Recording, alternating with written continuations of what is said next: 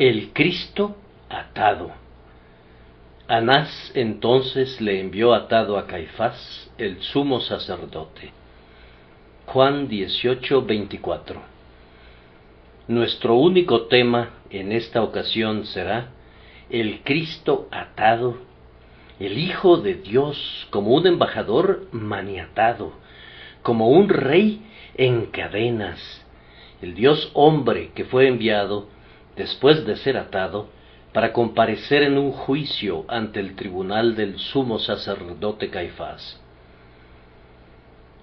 Primero, me parece que esas ataduras de nuestro Señor nos muestran algo de miedo en sus captores. ¿Por qué lo ataron?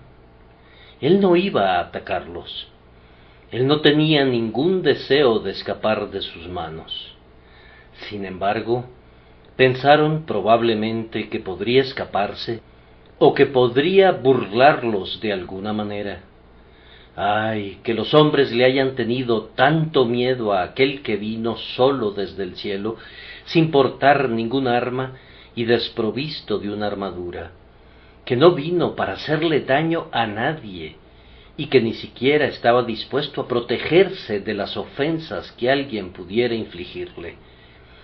Que le hayan tenido miedo a aquel que de inicio fue acostado en un pesebre y que a lo largo de toda su vida exhibió más bien la debilidad de la condición humana que su fuerza. No obstante todo lo anterior, sus adversarios a menudo le tenían miedo, y así sucede todavía. Hay en las mentes de los hombres una latente convicción secreta de que el Cristo es más grande de lo que pareciera ser. Incluso cuando lo atacan con sus armas infieles, no parecieran estar satisfechos nunca con sus propios argumentos y se entregan a la búsqueda de nuevos. Los impíos le han tenido miedo a Cristo hasta el día de hoy, y su furia en su contra semeja a menudo el ruido que hace el muchacho que chifla para darse ánimo mientras corre a toda prisa a través del camposanto. Sin duda ataron también a Cristo para agravar la vergüenza de su condición. Nuestro Salvador les dijo a quienes llegaron para arrestarlo en el huerto: «Como contra un ladrón habéis salido con espadas y con palos para prenderme». Y entonces lo ataron firmemente como si fuese un ladrón. Tal vez ataran sus manos a su espalda con unas cuerdas que fueron amarradas con fuerza para mostrar que lo consideraban como un delincuente y que no lo llevarían a una corte civil donde pudiera ventilarse un caso legal, sino que por el mismo hecho de atarlo ya lo habían condenado.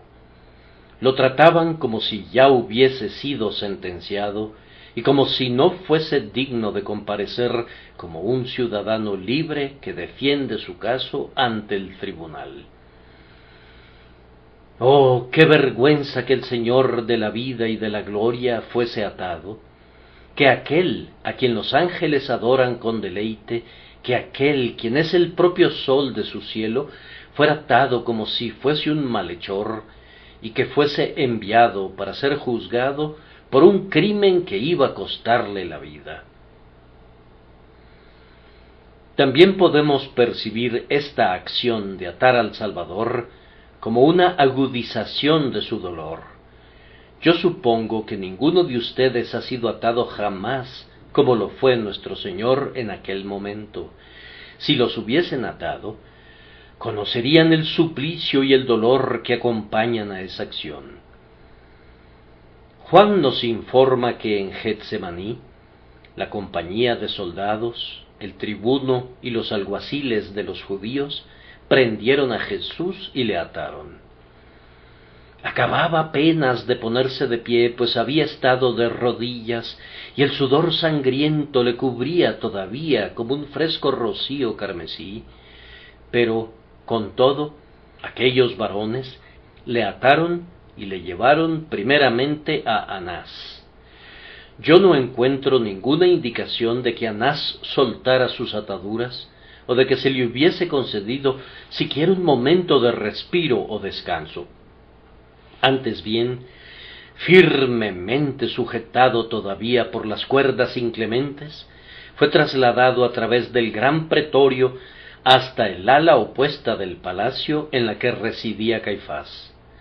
Anás entonces le envió atado a Caifás. Entonces, seguramente, debieron de hacer eso en un puro desborde de malicia. Ya he dicho que parecían tener alguna suerte de miedo de que, después de todo, su cautivo se les escapara. Sin embargo, ellos habrían podido desterrar muy fácilmente ese miedo de sus mentes. No había necesidad de atarle a él. Oh, crueles perseguidores, contemplen su rostro. Si han resuelto enviarlo a su muerte, pueden conducirlo como una oveja que va al matadero. Ni siquiera abrirá su boca para reconvenirles. No había ninguna necesidad de poner ataduras a un ser tan amable como él. Digo que deben de haberlo hecho por pura crueldad, para poder expresar así su odio por medio de cualquier método concebible, tanto en los pequeños detalles como en el gran objetivo que traían entre manos todo el tiempo, es decir, entregarlo a una muerte sobremanera dolorosa. Ah, Dios mío, cuán vergonzosamente fue maltratado nuestro bendito Maestro en este mundo inhóspito. Los hombres habían sido frecuentemente regicidas, y eso no ha de sorprendernos si se piensa qué clase de tiranos eran los que así eran asesinados. Pero estos individuos se estaban convirtiendo en deicidas al entregar a la muerte al propio Hijo de Dios. Y antes de hacerlo, lo colmaron de todo tipo de escarnio y deshonra posibles, para causarle una muerte saturada de oprobio y de dolor. Ustedes que aman a su Salvador pensarán con tierna simpatía cómo fue atado por aquellos hombres malvados.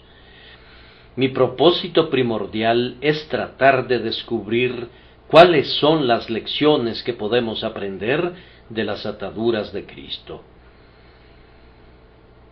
La primera lección es esta: de las cadenas de nuestro amado Redentor, yo aprendo una lección respecto al pecado. Las ataduras de Cristo nos enseñan lo que el pecado le haría a Dios si pudiera. En su enemistad en contra de Dios, el corazón no regenerado le trataría exactamente como se comportaron los hombres con el Hijo de Dios hace 1900 años. Lo que hicieron con Jesús es justo lo que haría el hombre con el propio Señor Dios del cielo y de la tierra, si pudiera. ¿Cómo, dices tú, los hombres atarían a Dios? Ah, señores, harían mucho más que eso si pudieran, pero definitivamente lo harían. Aniquilarían a Dios si pudieran, pues, dice el necio en su corazón, no hay Dios, es decir, no hay Dios para mí. Mataría a Dios si eso fuese posible.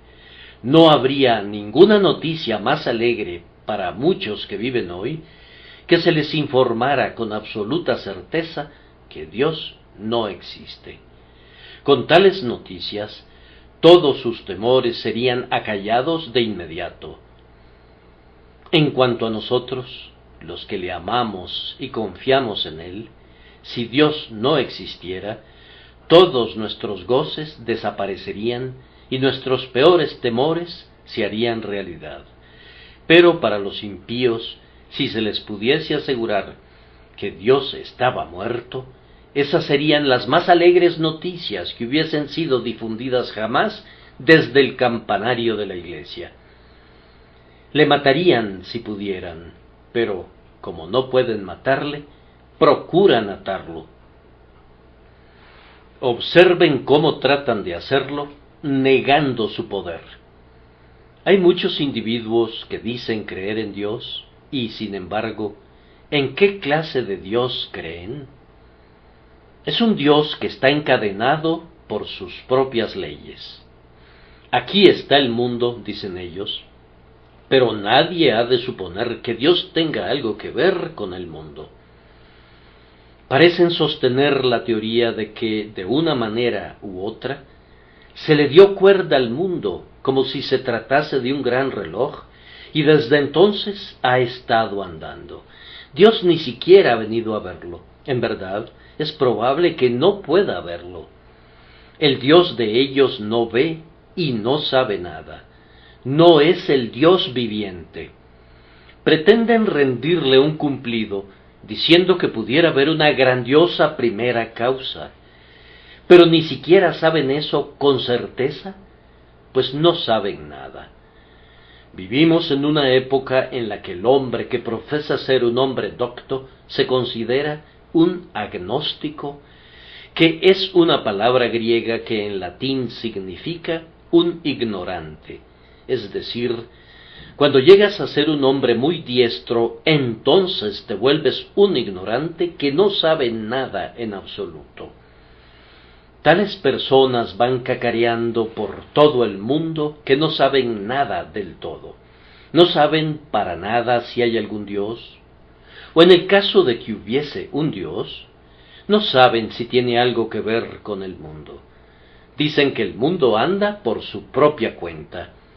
Dios puede poner en marcha a los mundos si así le agradara, pero después de eso no tienen nada que ver con ellos. Ah, amados, pero la verdad es que las leyes de Dios son simplemente las maneras en las que Él actúa. No hay ninguna fuerza en el mundo que sea independiente de Dios. Toda la fuerza de atracción se debe simplemente a que Dios vive todavía y a que derrama su energía en la materia que atrae. A cada instante Dios es el que obra en todas las cosas según el designio de su voluntad.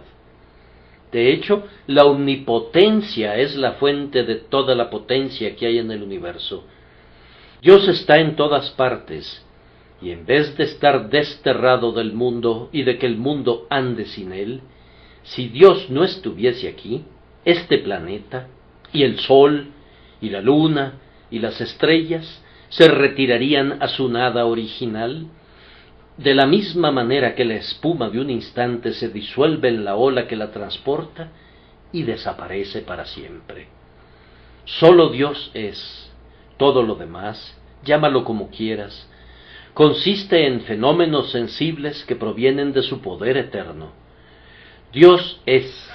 Las otras cosas pudieran ser o no pudieran ser, pero Dios es.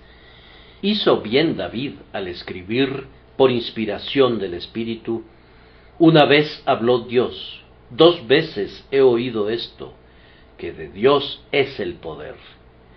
Pero esa no es la clase de Dios que quisieran los impíos. Ellos quisieran un Dios cuyas manos pudieran ser atadas para dejarlo reducido a la impotencia. Harían eso especialmente con respecto a la providencia. Miren, dicen, ustedes los cristianos oran y son lo suficientemente necios para creer que Dios los oye porque oran y creer que les envía las bendiciones que piden. Se supone que somos tontos, pero me parece que eso es una mera suposición. Probablemente esos caballeros, que son tan generosos en endilgar sus epítetos, pudieran estar regalando lo que realmente les pertenece. Nosotros somos insensatos, eso dicen ellos, esos hombres de cultura, esa gente pensante. Al menos son las personas que se describen a sí mismas con esos nombres altisonantes, y habiendo hecho eso, para demostrar que su cultura ha hecho de ellos unos perfectos caballeros, llaman a todos los demás, y en especial a todos los cristianos, necios. Bien, nosotros no estamos ansiosos por contender con ellos en cuanto a ese asunto, y estamos muy satisfechos con asumir la posición que efectivamente asumimos, y con ser llamados necios por creer que Dios ciertamente oye y responde nuestras peticiones.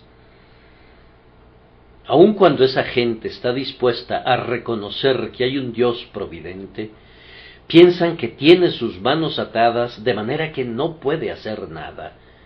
Bien, en lo que a mí respecta, yo preferiría creer en un Dios fabricado con lodo del Ganges, o en el fetiche de los Hotentotes, antes que doblar mi rodilla ante un Dios que no pudiera oír y que no pudiera responderme.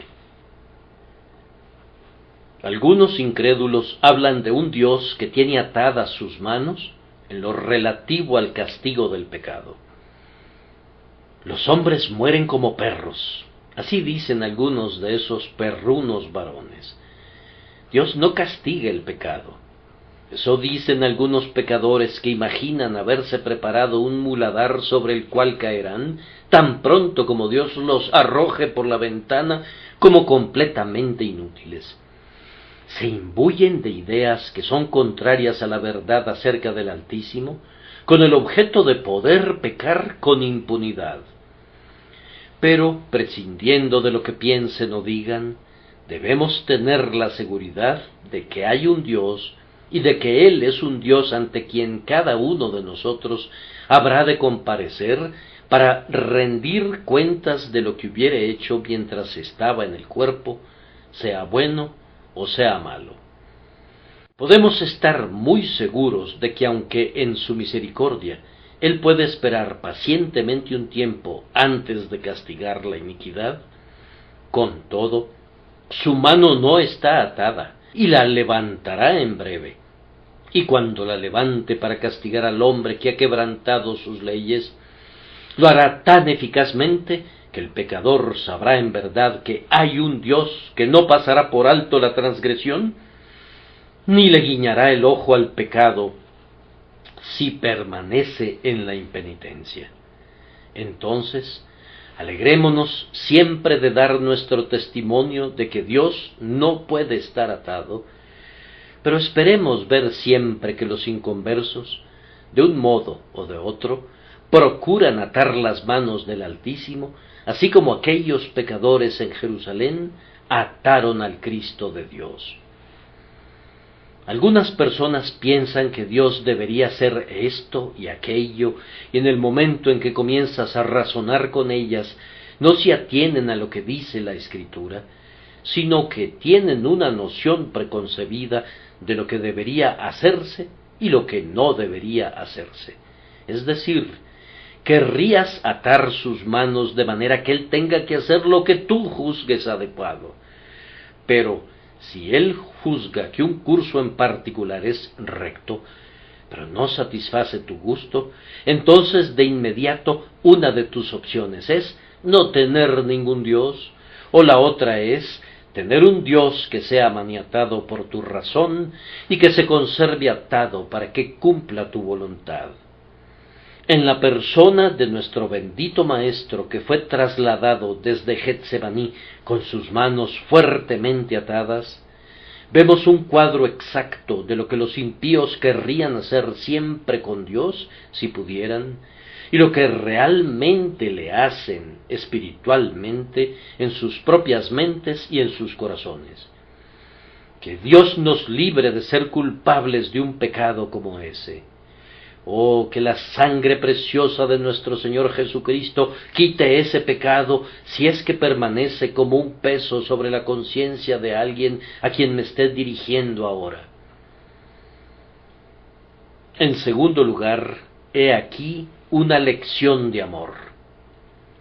Anás envió atado a nuestro Señor Jesús a Caifás, pero antes de que le ataran, ya le sujetaban otras cuerdas. Cristo fue atado con cuerdas de amor. ¿Y quién le ató de esa manera sino Él mismo?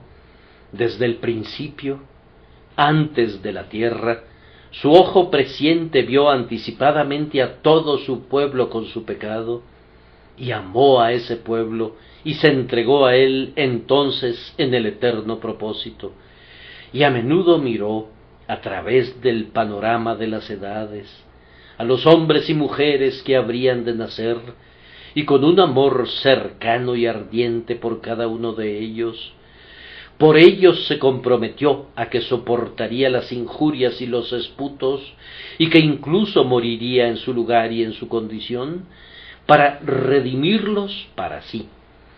Entonces, cuando veo a nuestro divino Maestro conducido de aquella manera al tribunal, me aflijo por las cuerdas de fibras trenzadas con las que los hombres lo ataron, pero mi corazón se exulta por esas cuerdas invisibles con las que él se ató por un propósito, por un pacto, por un juramento, por un amor inmutable e infinito, comprometiéndose a que se entregaría para hacer el rescate de su pueblo. Luego, siguiendo esas cuerdas de amor, si miras de cerca, verás su amor desplegado de nuevo en el hecho de que él estaba atado con nuestras cuerdas. Nosotros, queridos amigos, habíamos pecado en contra de Dios, y así habíamos incurrido en la sentencia de la justicia infalible, y ahora esa sentencia debía recaer sobre él. Nosotros debíamos ser atados, pero Cristo fue atado en lugar nuestro. Si ustedes y yo hubiéramos sido atados con la desesperación y hubiéramos sido irremisiblemente conducidos a esa prisión de la que nadie escapará jamás, si ese hubiese sido el momento cuando estábamos comenzando a sentir los tormentos del infierno que nuestros pecados merecen, ¿qué hubiéramos podido decir?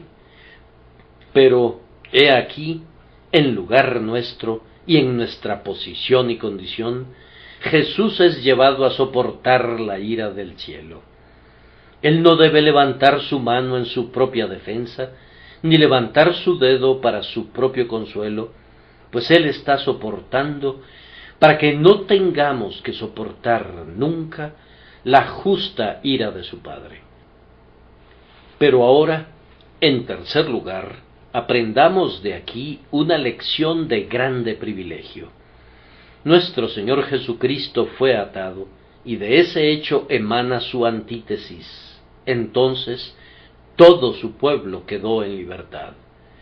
Cuando Cristo fue hecho maldición por nosotros, se convirtió en una bendición para nosotros.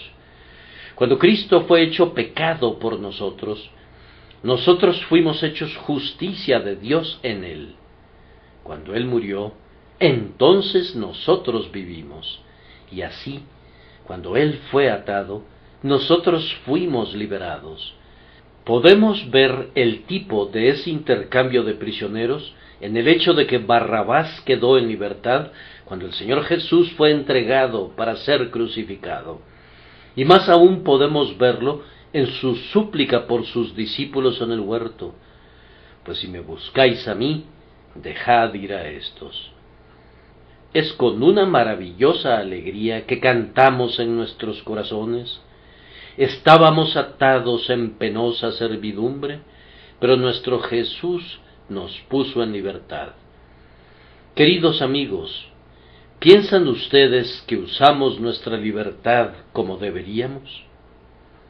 ¿Acaso no oramos a Dios algunas veces como si nos hubiéramos quedado mudos y como si nuestra lengua estuviese atada?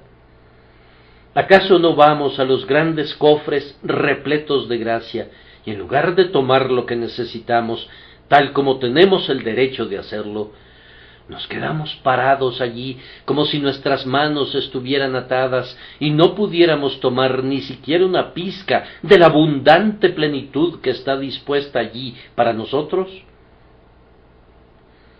Algunas veces, cuando hay algún trabajo que hacer por Cristo, sentimos como si estuviésemos atados. No nos atrevemos a extender nuestras manos, tenemos miedo de hacerlo. Sin embargo, Jesús nos ha liberado. Oh creyente, ¿por qué te comportas como si todavía portaras los grilletes y las cadenas en tus pies? ¿Por qué te conduces como alguien que está atado todavía? Tu libertad es una libertad segura y es una libertad justa. Cristo, el gran emancipador, te ha dado la libertad y tú eres verdaderamente libre. Disfruta tu libertad, disfrute el acceso a Dios, disfrute el privilegio de reclamar las promesas que Dios te ha dado, disfrute el ejercicio del poder con el que Dios te ha dotado, disfruta la santa unción con la que el Señor te ha preparado para que le sirvas. No te pongas taciturno como un pájaro enjaulado cuando eres libre de volar lejos. Puedo imaginar un pájaro que ha estado enjaulado durante años.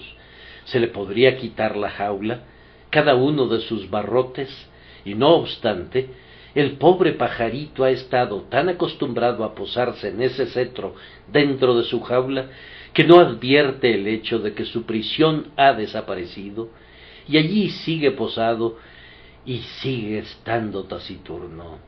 Remonta el vuelo, dulce cantor, todos los verdes campos y el cielo azul son tuyos. Extiende tus alas y vuela por encima de las nubes y entona el himno de tu libertad como si quisieras que llegara a oídos de los ángeles. Amados, que sea así con sus espíritus y con el mío. Cristo nos ha dado la libertad. Por tanto, no debemos regresar a la servidumbre, ni debemos quedarnos inmóviles como si estuviéramos en prisión, sino que debemos regocijarnos por nuestra libertad en esta misma hora, y debemos hacerlo todos nuestros días. La cuarta lección de las cuerdas de Cristo es una lección de obligación. Esto pudiera parecer como una paradoja que contrasta con la lección previa, pero no obstante, es igualmente cierta. Amados, ¿fue atado Jesús por ustedes y por mí? Entonces debemos atarnos a Él y por Él.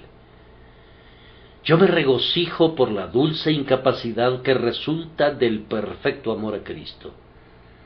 ¿Incapacidad? Preguntas. Sí, quiero decir incapacidad. El verdadero Hijo de Dios no puede pecar porque es nacido de Dios. Hay muchas otras cosas que no puede hacer. No puede abandonar a su Señor, pues dice juntamente con Pedro: Señor, ¿a quién iremos? Tú tienes palabras de vida eterna. No puede olvidar sus obligaciones, no puede dejar de entregar su tiempo, su fuerza y su riqueza a su Señor. No puede convertirse en un canalla y en un avariento. No puede dar su alma en casamiento a nadie más, pues Cristo se ha desposado con él como una casta virgen. Hay momentos en los que el Hijo de Dios se une a Nehemías diciendo: ¿un hombre como yo ha de huir? ¿O cómo puede un individuo tan privilegiado como yo entregarse a tal y tal pecado? Los impíos se burlan de nosotros a veces y dicen: no puedes hacer tal y tal cosa, pero nosotros sí podemos. Y nosotros les respondemos: no hemos perdido ningún poder que deseemos tener jamás, y hemos ganado el poder de concentrar toda nuestra fuerza en la justicia y la verdad. Y ahora nuestro corazón está atado demasiado firmemente a Cristo para que sigamos a los ídolos de ustedes. Nuestros ojos están ahora tan absortos en la visión de nuestro Salvador que no podemos ver ningún encanto en las cosas con las que ustedes quisieran embrujarnos. Nuestra memoria está ahora tan llena de Cristo que no tenemos ningún deseo de contaminar los preciosos depósitos que custodian los recuerdos del pasado. A partir de ahora estamos crucificados con Cristo, y eso nos genera una bendita incapacidad en la que nos regocijamos grandemente. Nuestro corazón podría conmoverse, tal vez un poquito, pero nuestras manos y pies están sujetados al madero y no podemos movernos. Oh, la incapacidad es bienaventurada cuando al fin el corazón no puede amar, ni el cerebro puede pensar, ni la mano puede hacer, y ni siquiera la imaginación puede concebir algo que vaya más allá del dulce círculo de una completa consagración al Señor y de una absoluta dedicación a su servicio. Acudan entonces ustedes, ángeles del Señor, y átennos a Él. Esta ha de ser la oración de todo creyente. Atad víctimas con cuerdas a los cuernos del altar. No permitamos jamás que algo nos tiente a alejarnos del Señor. Puedes calcular el valor de todo el tesoro de Egipto y luego dejarlo ir, y se esfumará como un sueño, pues no hay nada en él. Los hijos de Sión no conocen otra cosa que dichas sólidas y un permanente tesoro, y eso permanecerá con ustedes que están atados a Cristo para vivir con Él y para morir con Él si fuese necesario. Entonces, siempre que veamos a Cristo atado, oremos pidiendo que podamos cargar también sus cadenas y que estemos tan atados como Él estuvo atado. Oh Dios, debe decir todo cristiano, siervo tuyo soy, hijo de tu sierva. Tú has roto mis prisiones, ahora átame a ti y a tu bendito servicio de una vez por todas. La última lección es una que yo pido que todos nosotros podamos aprender, seamos santos o pecadores. Es una lección de advertencia. Queridos amigos, si bien lo he hecho muy débilmente, he tratado de retratar a Cristo atado con cuerdas, y ahora quiero decirles muy solemnemente a todos ustedes, no aten con cuerdas a Cristo. Ustedes que son inconversos, procuren no atar nunca a Cristo. Pueden hacerlo si no leen su palabra. Tienen una Biblia en casa, pero nunca la leen. Su estuche está cerrado y la tienen guardada en un cajón junto con sus mejores pañuelos de bolsillo. ¿Acaso no es así? Ese es otro cuadro de Cristo atado, una pobre Biblia cerrada a la que no le permites nunca hablar contigo, es más, a la que ni siquiera le permites intercambiar ni media palabra contigo, pues tienes tanta prisa por hacer otras cosas que no puedes escucharla. Desata las cuerdas, déjala tener su libertad, ten comunión con ella algunas veces, haz que el corazón de Dios en la Biblia hable con tu propio corazón.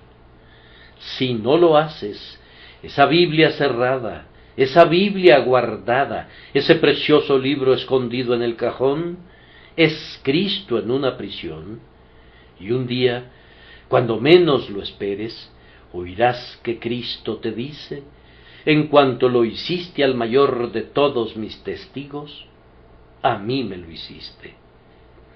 Mantuviste a Moisés y a Isaías y a Jeremías y a todos los profetas en prisión, y a todos los apóstoles y al propio Señor, tú los ataste con cuerdas y no quisiste oír ni una sola palabra de lo que tenían que decirte. Que eso no sea aplicable a ninguno de ustedes, queridos amigos. Hay otros que no quieren asistir a escuchar la palabra. No asisten a ningún lugar de adoración. Tal vez pudieran haber entrado aquí alguna vez, pero, como regla, no van nunca a ninguna parte para adorar a Dios. Aquí, en Londres, la gente podría vivir en alguna calle donde hay un ministerio que salva almas, pero muchas de esas personas nunca traspasan el umbral de la casa de oración. En algunas calles, ni siquiera una de cada 100 personas entra jamás al lugar donde el pueblo de Dios se congrega para la adoración. ¿Acaso no es eso atar las manos de Cristo? ¿Cómo puede llegar el Evangelio a la gente que no quiere oírlo, que rehúsa escucharlo categóricamente? Están amordazando realmente al bendito Maestro, y eso es peor aún que atarlo con cuerdas. Introducen una mordaza entre sus dientes y hacen que calle en lo que a ellos respecta. Algunos de ellos, si pudieran, amordazarían al mensajero, así como también amordazan al maestro, pues no lo necesitan. No nos molestes, le dicen. Has venido acá para atormentarnos antes de tiempo. Y entonces atan a Cristo y lo envían lejos, tal como Anás le envió atado a Caifás. Hay algunos que leen la Biblia y también acuden para oír el Evangelio, pero de igual manera atan a Cristo por el prejuicio. Algunas personas no pueden nunca recibir una bendición a través de ciertos ministros, porque resolvieron de antemano que no se beneficiarían a través de ellos. Ustedes saben cómo vienen con alguna noción preconcebida, y aunque un ángel del cielo fuera a hablarles, criticarían severamente cualquier cosa que les dijera, debido al prejuicio que anida en su mente. Probablemente no puedan dar ninguna razón mejor para su antagonismo que la que dio aquella persona que no simpatizaba con el doctor Fell. No me caes bien, doctor Fell. ¿Por qué razón? No lo sé. Pero esto sí sé, y lo sé muy bien. No me caes bien, doctor Fell. He conocido a ciertos individuos que atan a Cristo de otra manera, posponiendo su decisión. Han oído un sermón y han sentido su poder, y su alma se ha visto conmovida por él, pero su idea primordial ha sido tratar de escapar de Cristo o atarle sus manos si fuese posible. Creo que les he dicho antes que en una ocasión, cuando me encontraba predicando en el campo, el caballero en cuya casa me hospedaba se levantó de pronto hacia el final del sermón y salió. Y un apreciado amigo que me había acompañado le siguió afuera y le preguntó: ¿por qué te saliste?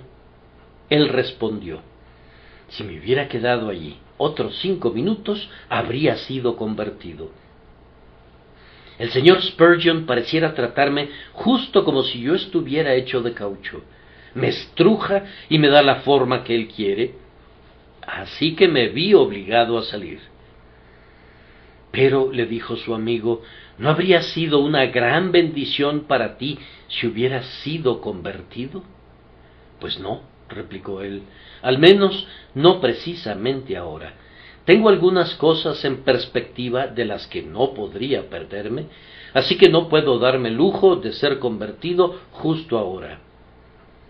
Hay otros que no actúan de manera similar a esa, pero el resultado es el mismo. Aunque no lo digan con las mismas palabras, dicen con sus acciones. Ahora, Señor, voy a atarte un momentito. Tengo la intención de hacerte caso en breve. Espero que tu bendita mano se pose sobre mí para mi salvación, pero no en este momento, por favor, no en este momento. Esas personas siempre usan cuerdas de seda, pero el acto de atar es precisamente tan eficaz como lo sería si tomaran un repulsivo par de esposas, tales como las que saca un policía para prender a un ladrón.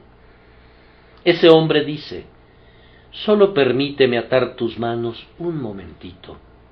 Otro mes, tal vez, posiblemente otro año. Oh, esa maldita dilación, ¿a cuántos ha arruinado por toda la eternidad? Es el lazo que ata las manos de Cristo el Salvador, que dice: he aquí ahora el día de salvación.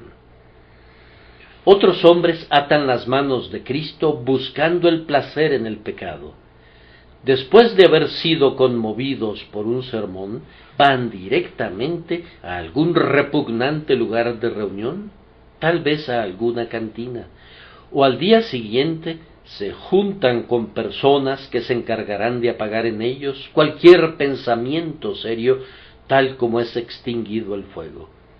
¿Y qué es eso sino atar las manos de Cristo?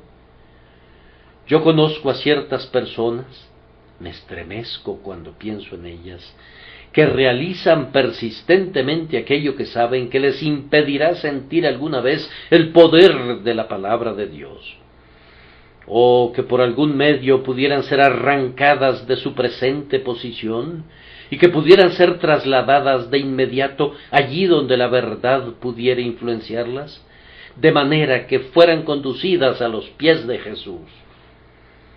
Creo que oigo decir a alguien: esa es una chocante manera de atar las manos de Cristo. Entonces, ten cuidado, amigo mío, para que tú mismo no caigas en ese pecado. Ahora, en conclusión, quiero dirigirme muy brevemente al propio pueblo del Señor. ¿No creen, amados, que ustedes y yo hemos atado algunas veces las manos de Cristo? Seguramente recuerdan haber leído aquella frase: y no hizo allí muchos milagros. Sus manos estaban atadas. Pero, ¿qué fue lo que las ató? Terminen la cita: a causa de la incredulidad de ellos. ¿Acaso no hay muchas iglesias que han atado las manos de Cristo porque no creen que Él pueda obrar milagros allí? Si el Señor Jesucristo fuera a convertir al mismo tiempo a 3,000 personas por la predicación de su pastor, ¿qué piensan ustedes que probablemente dirían los diáconos y los ancianos de esa iglesia? Nosotros nunca pensamos que veríamos aquí una conmoción como esa, y pensar que tuvo lugar en nuestro lugar de adoración. Tenemos que ser muy cautelosos ahora. Sin duda esas personas querrán unirse a la iglesia. Tendremos que esperar que pase el verano y el invierno y probarlos seriamente. No nos gusta esta clase de conmoción. Ah, señores, no necesitan molestarse con una expectación como esa. No es probable que Dios les otorgue a ustedes una bendición como esa. Nunca envía a sus hijos donde no son bienvenidos. Y como regla, mientras no prepare a su pueblo para recibir la bendición no llegará. ¿No piensan ustedes también que un ministro puede atar las manos de Cristo muy fácilmente? Me temo que yo lo he hecho a veces sin pretenderlo. Supongan que yo fuera a predicar algunos sermones excelentes. Adviertan que yo no hago eso, pero solo supongan que yo fuera a predicar algunos excelentes sermones que pasaran directamente sobre las cabezas de la gente y una buena anciana fuera a decir: yo no tendría la presunción de entenderlo, pero es muy maravilloso. ¿No creen que yo estaría atando las manos de Cristo con guirnaldas de flores? Y no podemos subir al púlpito y hablar mucho acerca de la jerga teológica y usar palabras que son apropiadas para nosotros en el salón de clases, pero que son muy incomprendidas o que no son entendidas del todo por la mayoría del pueblo. ¿No es eso atar las manos de Cristo? Y cuando un predicador es lo que llaman muy pesado, con lo cual no se quiere significar que pesa mucho, sino que es muy aburrido, o cuando es muy frío y sin corazón, y predica como si estuviera trabajando a destajo y se alegraría si acabara pronto, cuando ese es el caso, ¿no creen ustedes que están atadas las manos de Cristo?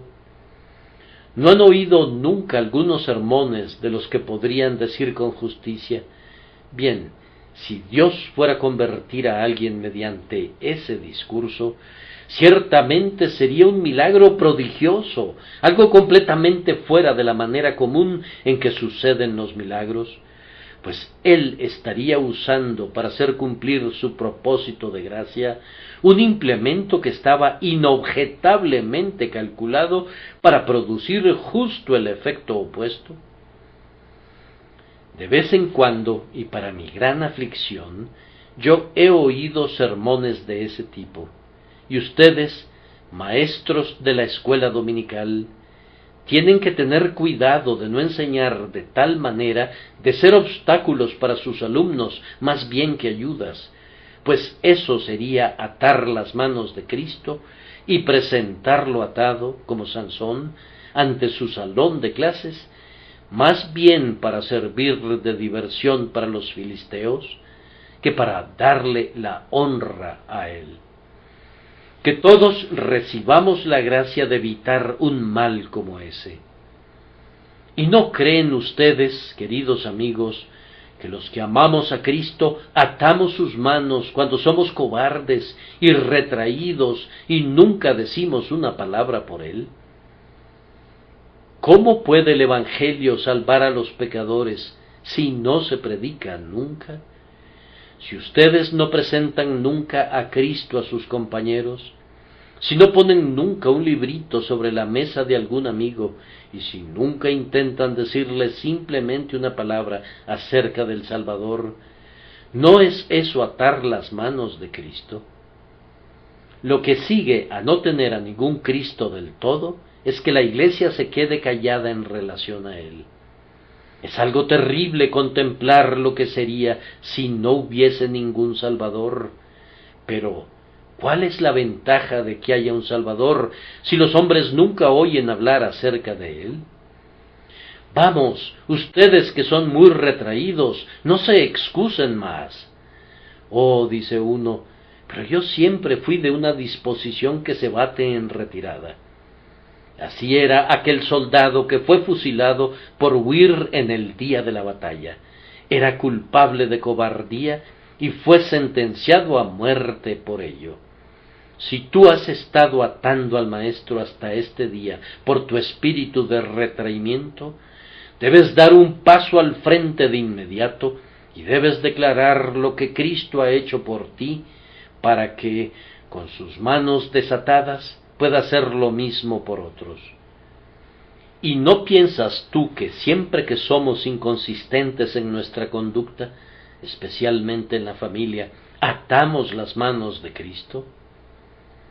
Hay un padre que ora por sus hijos pidiendo que vivan delante de Dios. Escúchenlo 5 minutos más tarde. Vamos, sus hijos odian verlo, es tal tirano para ellos que no pueden soportarlo.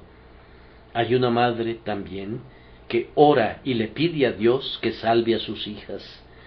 Sube al aposento alto y suplica fervorosamente por ellas. Sin embargo, baja las escaleras y les concede cuanto le pidan, y nunca dice ni una sola palabra para ponerles un alto en sus malos caminos. Ella actúa para con cada una de sus hijas como Elí en versión femenina. ¿No está atando las manos de Cristo? ¿Qué puede esperar ella sino que Dios, que obra de acuerdo a reglas, decida dejar que su cruel amabilidad influencie a sus hijas para mal antes que responder a sus oraciones por su conversión? Seamos santos, queridos amigos, porque entonces, por fe, veremos al Dios Santo moviéndose libremente y obrando entre nosotros y realizando grandes obras para su propia gloria. Que así lo haga por nuestro Señor Jesucristo.